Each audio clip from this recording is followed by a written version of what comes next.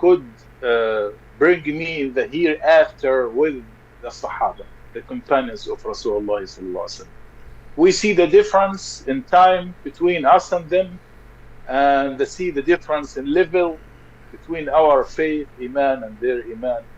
So I thought there was one of other things that made them so special, which is that they brought Islam, they introduced Islam to all these nations that we see as Muslims, most of them that we see as Muslims nowadays.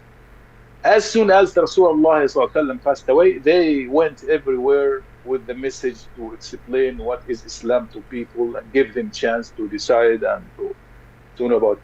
So every person that became Muslim because of those Sahaba, every person who became Muslim because of them, and all of the good deeds all these Muslims did, the Sahaba will have a copy of these good deeds in their own register of Hasanat, good deeds.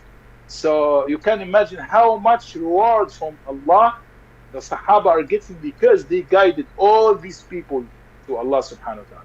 So I wanted to do something similar, possibly, which is not really possible in this scale, but I said, let me do something similar that might bring me also a lot of rewards from Allah subhanahu wa ta'ala once I pass away as well. So, and I saw a dream at that time when I came to that idea, that there's the hadith that لأن يهدي الله بك رجلا واحدا خير لك مما طلعت عليه الشمس وغربت. If Allah would guide one person through you to Him, to Allah, it's better for you than everything on the earth. Why? Because every good deed, every salah and zakah and siyam, fasting, this person will do, the person who guided him will have a copy of these words in his own. So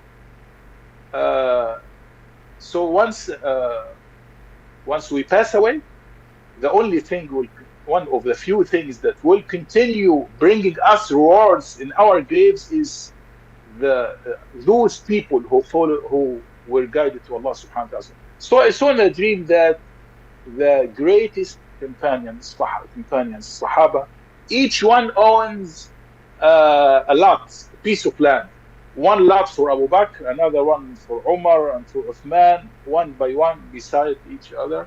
And there was one lot for Bilal, radiallahu anhu, who used to make adhan, so he used to call for Islam, for the prayer. And beside the lot of Bilal, radiallahu anhu, I saw a vacant lot, a vacant land that has no owner yet. So I looked at it, that's in the dream. So I looked at it and said, oh wow, this is a good one. I want this one. So I wanted to see how can I size this lot as well.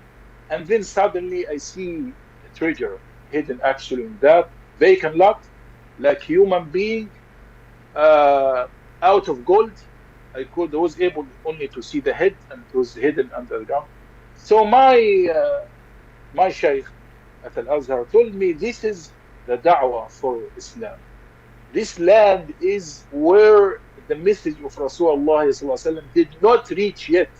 The other lands are where the Sahaba brought the message, and then there are lands still where people never heard about Islam. And this treasure, this statue out of gold, is the non-Muslim. If this non-Muslim found the way to Allah subhanahu wa ta'ala through you, he's like a treasure, he's like a gold for you, because all of good deeds he will ever do, he and his kids and grandkids, Allah will reward you with exactly the same. As Rasulullah said, من دعا إلى هدى كان له من الأجر مثل أجور من تبعه لا ينقص ذلك من أجورهم شيئا. Whoever calls for guidance, Allah will reward him with the same amount of good deeds those did who followed him did. So I knew this is something I want to dedicate my life for, to assure that after I pass away, inshallah, there will be still reward going on and adding to my scale of hasanat until the day of judgment.